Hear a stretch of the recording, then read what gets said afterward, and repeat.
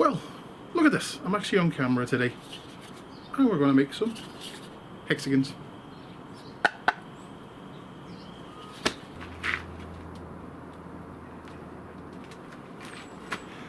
So, to make the hexagons we need a piece of wood. This is a piece of pallet wood, so it's about 6-7 centimeters wide, 1.5 centimeters thick. That's perfectly fine for what we're doing. I didn't planer or joint this because I want to go for the rustic look. You could planer or joint it if you wanted to make it look fancy and nice, but like I say, it's up to you. Try and get something that's fairly uniform thickness and straight. Otherwise you'll have to do a lot more sanding and working on the finished hexagon to take away any overlapping edges. This piece will be grand for what we're doing, especially since we're doing small hexagons. Bigger hexagons, you need to be a bit more careful about your measurements, because as you try to join up each side, you'll find as you go full circle, one side will be completely out of alignment. So let's start cutting this. So the first thing I like to do before starting is to make sure that my mitre saw is correctly adjusted and calibrated. I like to make sure the bevel angle is always at 90 degrees, so I'll give it a quick check.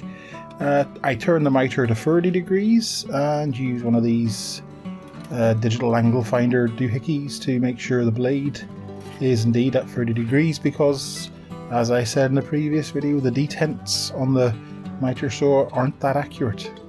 So I always have to give this a little bit of adjustment. I'll probably get round to fixing the detents at some point because they are adjustable.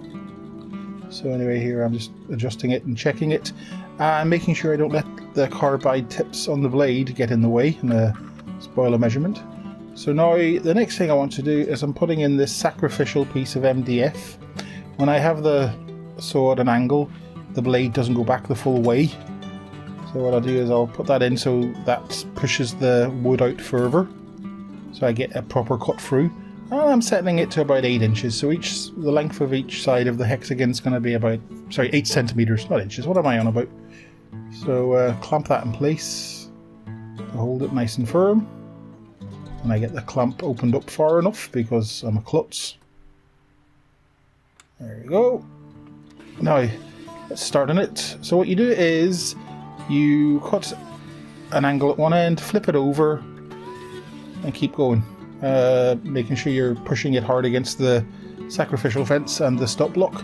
So in the end up you should have 6 symmetrical pieces. I know I covered it up with my arm, but that was stupid of me, but I think you can see what I'm doing here. So as we finish up, you can see we have 6 pieces.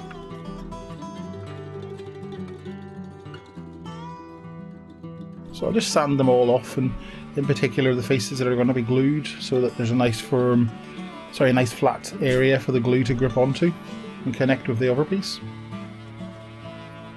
I suppose watching people sand isn't the most interesting thing in the world, but some people like it and find it interesting. It's kind of like those, what do you call those videos where they whisper in your ear? Whispering in your ear videos, yeah.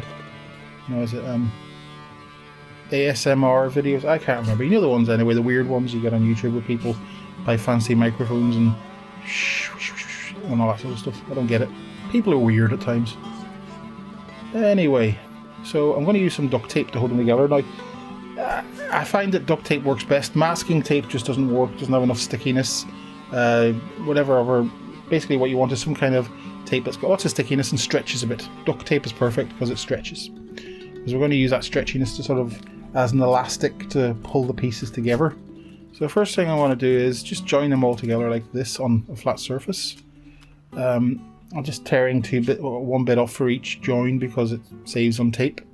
I'm actually going to use another layer of tape on top of it. You'll see that in a bit. So ideally when you bend them together, there should be a bit of stretch in the tape. Again, like sanding's probably not the most interesting thing to watch, but no, I'm just trying to show you my technique.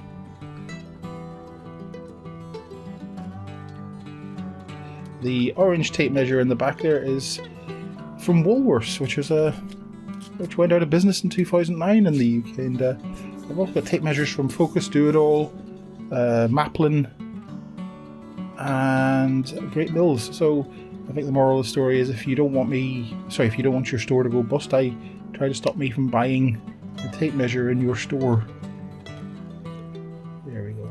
Almost done. We're getting there.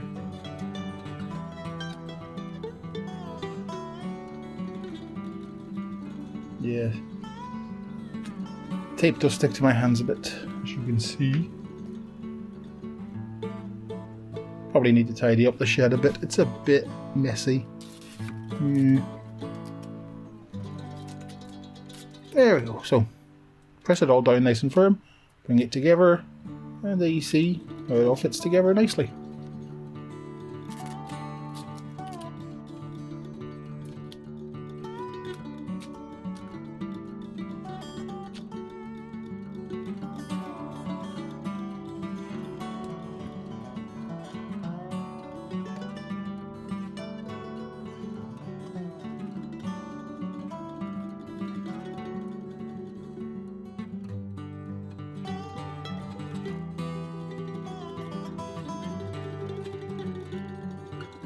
So the next thing is to glue it up.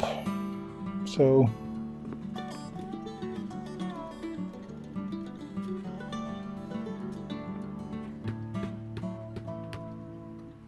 being a messy klutz, I am just going to slaver the glue on. So I've got this fast drying stuff which is really thick and gloopy and very hard to get out of the bottle. That's why I'm whacking it.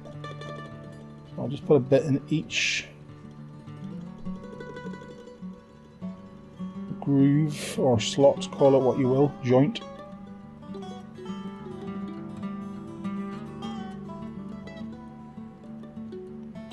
And give it a good old slaver around. Yeah, I know I'm messy with glue. I should probably be using a brush, but it's the way I've always done it.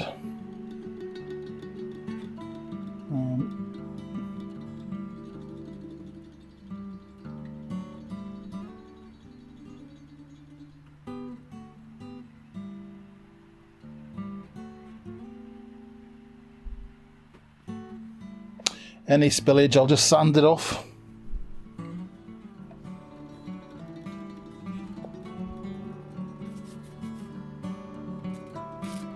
So what I'm going to do now, to hold this all together nice and tight, is take the duct tape again and wrap it around in a whole loop, but stretch it as best I can. First of all, I'm just going to put a piece of tape here to hold this final joint together, if it'll stick.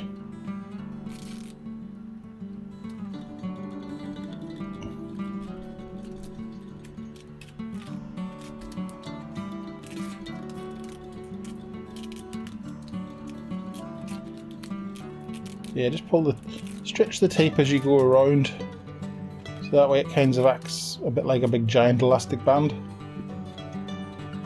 You want to see creases in it, that shows you've stretched it. And then tear it off. And lo and behold, there we go. At this point you can start doing minor adjustments if the sides aren't perfectly aligned up. Just give them a little squeeze here and there just to make them line up properly, and also scrape off any excess glue and just wipe it on your clothes or on the work surface. You know, no one's looking.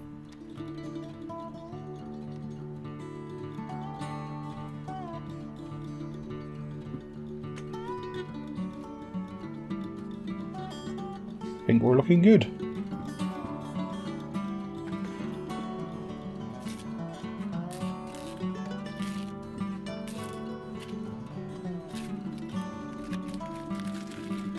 So now we're going to take the tape off and see what we're left with. Well, this is after leaving it for a few hours. It's fast drying glue, so it should be good within 4 hours. So they say. Although on a cold day it takes forever to dry, you know. And I'm sure anyone who's worked with wood glue knows exactly what that's like if they've got a cold workshop.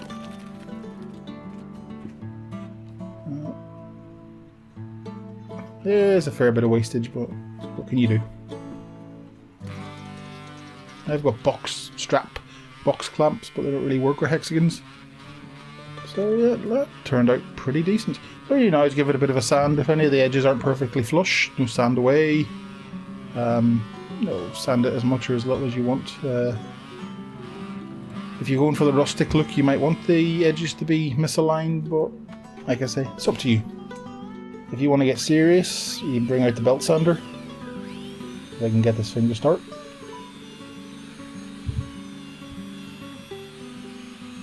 But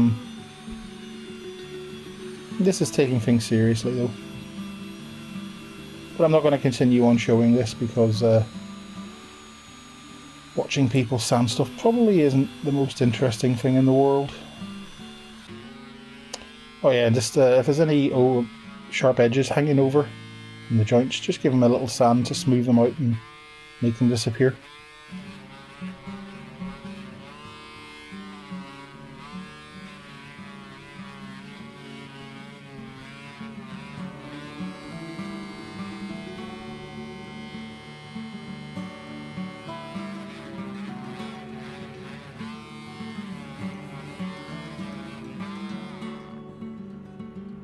Nice and strong. Although I won't put a huge amount of weight on them, to be honest. They are only glued together. And I know the glue's strong. So. Anyway, so here we have a selection of sizes. So that's the one at the bottom's one I just made. There's a bigger one, and if you want to go all out, you can go for that. The big massive ones. Like I say, the bigger you go, the straighter and more accurate the wood needs to be. So that it glues together flats. And here I've inadvertently created the old TSB logo. And if you want to go crazy, you can make a load of them and create your own home blockbusters game if you wanted to. Anyway, take care. Bye bye.